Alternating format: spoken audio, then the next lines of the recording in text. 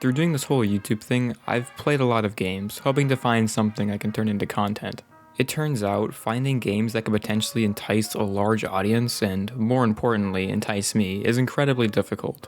The one place that I'll find myself occasionally is GameJolt, home of Five Nights at Freddy's fan games. One of these times, I was scouring the featured games in the FNAF section when I stumbled across a newly released game I had never heard of before. I downloaded the game on a whim, expecting to only get about 15 minutes of enjoyment out of it before moving on to something else.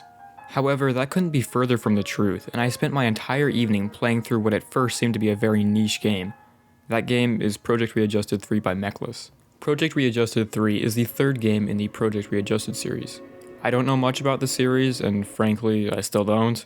But from what I've seen of the two earlier entries, PR3 is a major step up in quality.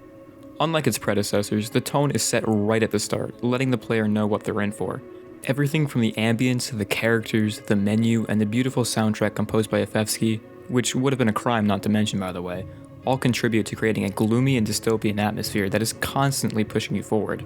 Everything about its setup is instantly iconic. This isn't a standard FNAF clone, this is very much its own game with its own identity, and yet no one talks about it. Some of the large FNAF content creators who cover even the most obscure games haven't worked with PR3. At face value, I'm willing to go as far to say that Project Readjusted 3 is the most underrated FNAF fan game.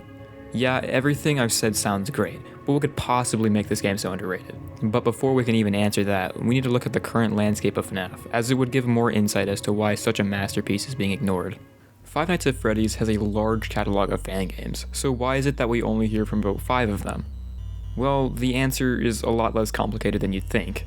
Most of them suck. It's no secret that a very large portion of the FNAF fanbase consists of young children. I'd say about 80% of fan projects are made by children as their first ever game development experience, in hopes that some people will notice. More often than not, they are very similar to the original FNAF in style. Looking at you, Five Nights at Sonic's. And more than ever, players are excluding new ideas in favor for older and trusted ideas. I could say this is because of the popularization and inception of the fanverse, but it is because of the fanverse. The fanverse itself isn't the issue, it's a great concept to promote and fund incredible fan projects. But it feels like creativity is being discouraged, as the same gameplay loop and style will always be more prevalent and recognized. There is nothing inherently wrong with any of those games, but it's because they resemble the source material so closely. Games that attempt to break the mold are often thrown under the rug as they're too different from what people are used to, not giving potentially great games the light of day. Enter Project Readjusted 3, a game that is very obviously not like other fan games. There isn't a pizzeria or supposedly haunted animatronics. There are very few parallels in fact. The story of Project Readjusted 3 follows a different lead from any other game I've seen, by having you, Andrew Vargas, be put on a series of trials in exchange for evidence on Matthew. However, like most good horror, there is a catch. For 5 whole days, you need to keep 3 captives alive. These 3 captives have all the answers you could ever want. However, they won't be released until the 5th and final day, even if they're still alive. I absolutely adore this setup. The player has an incentive to come back every night. Instead of taking up some dead-end job as a security guard, you must come back, not only for your own gain, but to preserve the human life stored within the facility. You can either go the full walk or fall short. There is no trying this time. All the information wanted can be obtained. All you must do is satisfy them. The them I'm referring to here is the subjected, easily one of the best parts of Project Readjusted 3, and if I'm being honest, one of the only reasons I've made this video. There is nothing known about them or their mission, which instantly makes them scarier. When launching the game for the first time, they seem like an enigma shrouded in a dense fog, but when finishing the game, they stay almost the same way. I could go on for hours about how brilliant they are, but where I think the game really shines is in its gameplay. The night segments are where the core gameplay takes place. Your main objective is to keep the 3 patients described earlier alive. You need to do this by sending food and water through a conveyor system to a patient's room. The conveyor itself isn't a new concept, however games such as Jollibee's Phase 2 have explored the same concept. The only difference being that the items you're shipping in Phase 2 have no value to the player. You can blow off a box or 2 if it means the player's survival, but in Project Readjusted 3, you can't do that. Every box is valuable.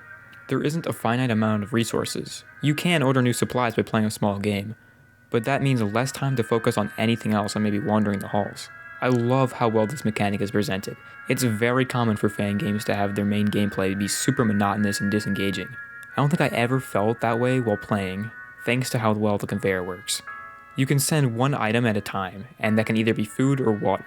This is where a bit of strategy comes into play by choosing which patient gets each resource. The constant cycle of ordering and shipping supplies is what, in my opinion, makes the gameplay feel so special. I don't think I've seen any other fan game execute a concept as well as PR3 does. However, the night segments aren't always about shipping items. Night 2 and onwards introduce the main animatronic antagonist, Busted. The way the game portrays Busted is what, in my opinion, makes him so scary. Busted likes to hide in the dark, and the angles of the cameras reflect that perfectly, as you can never make out full details, as there's just enough to know that something is lurking. The cameras themselves are laid out perfectly, but you can only switch to a camera adjacent to the one you're on. This slight change from the map-based cameras found in other games makes the game much more tense, as the player's ability to see in any other room at the facility is revoked. It can make situations where you can't find Busted that much more intense, as your most vital tool becomes a handicap. Busted can walk around any of the 3 cameras, and when he's not in any of them, he's in your office. You're given a glow stick as your main method of defense, and the way it's revealed to the player is perfect. Before Night 2, the office where the player spends the night is crowded by darkness, with the only immediate surroundings visible. The glow stick gives light to the room. The office itself is this dank and gloomy room, but most importantly, it sheds light on the subjected. The mural of the bunny mask with the words "us" scribbled all over tells us all we need to know about them. This small 2-second detail is one of my favorites throughout the game, and it's an indirect insight into the game's lore. Back to Busted. Once he's in the office, he can appear at any of the 4 openings, and even the slightest gaze will send him back into the darkness. The glow stick has a battery, unfortunately, meaning that you can't just AFK in the office while the conveyor is running in the background. It's simple, just send packages, repel Busted. Oh, I forgot to mention that. Busted has a trap card. At any point, he can decide to attack a patient, which is just stupid cool. The usual narrative with most fan games is that the animatronics are docile entertainers throughout the day, but as soon as night strikes, they turn hostile. This leap in logic that once night falls, they become killing machines is just too unrealistic, even if it's played out well, like in the original FNAF. Project Readjusted 3 takes the concept of having murderous animatronics from the get-go and runs with it. Busted is one scary-ass antagonist, and a smart one at that. And small moments where he's on the offensive, harming the patients, really put in perspective how out of place Andrew is for even being here. The patients are defenseless in their situation. That's where the small bell on the desk comes into play.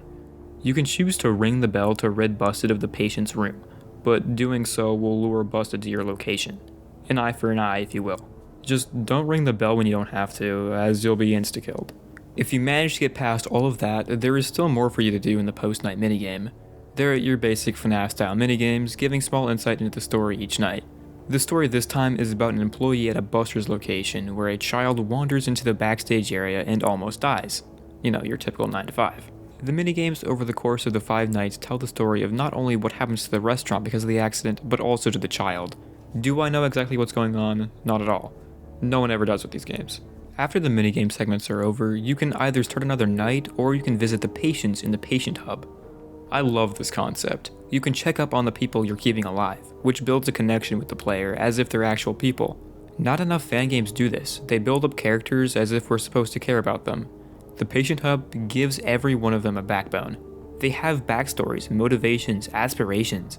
They are very real people. It makes trying to save them a much higher priority than keeping yourself alive. On night 3, that becomes much harder with the introduction of Wraith, Buster, and Finn, which are characters from the previous Project Readjusted games, brought back as phantoms. The Wraiths aren't so much as a hazard to the player as they are to the patients. The storage facility, which is the primary location of Project Readjusted 2, is directly above the subjected's lair. The two supposedly share similar fumes, which are known to cause hallucinations. Those hallucinations are both Wraith, Buster, and Finn. The patients, however, are unfamiliar with them. If they are seen by them, the patients will react. Their reaction will only lure Busted straight to them. The way to detour the Wraiths is to stare at them, which will make them dissipate. In the grand scheme of things, they don't contribute as much as they're implied to. I've noticed that Busted will attack the patient the same amount after getting rid of them as opposed to upright ignoring them. They just blend in with everything else going on and I hardly ever take notice of them. I really wish they did more. Maybe giving the player some sort of sanity effect like blurry vision or trouble hearing, but no. If you make it all the way to night 5, you will meet subject model number 3A, a character who was teased in previous nights, but only if you went to the patient hub. It was wandering outside of the facility when an alarm scared it off. Well, it made its way inside and is another animatronic threat to deal with. Subject model number 3A doesn't like to be looked at, so the best and only method of defense is to ring the bell when you hear the metal clanking. I'm going to be honest here, its mechanics are a great idea, but it's not executed well, as Busted has a chance of attacking a patient right as 3A enters the room, forcing the player to ring the bell twice. This isn't necessarily an issue, it's just the bell seems to favor Busted instead of 3A. So if Busted just happens to be standing in the patient's doorway, the bell will lure Busted but not deter 3A. This has unfortunately resulted in countless unnecessary deaths. 3A was just also thrown into the game at complete random, which makes his appearance feel much stranger. You may have noticed that I haven't talked much about what happens after a patient is killed. I've briefly described how Busted can kill a patient if you don't react quickly enough to the screaming, but I've purposely left out the effects of your actions if you let one's life go. The following night, they'll still be gone. This not only effectively shows how your actions have genuine consequences, but how valuable one's life is. Enforcing this is the Subjected Member, a character found exclusively for the custom night, but can be unlocked during the main game from night 3 onwards while going for the game's best ending. Subjected Member has a random chance to walk into the office to make sure Andrew is sending out boxes. If he enters the office and the conveyor isn't on and the monitor isn't up, he will insta-kill the player as an incentive to pay attention to his audio cues. This, in my opinion, would have been a cool mechanic if it was just done better. The Subjected Member's audio cue is only about 1.5 seconds, which is just barely enough time to flip up the monitor and turn on the conveyor. However, in harder modes, I've noticed myself dying to him way more than I should have. If it seems like I'm constantly bashing the game for things it could have done better, it's coming from a place of genuine care. I love this game, and it's frustrating that there are just minor issues that could have been handled better.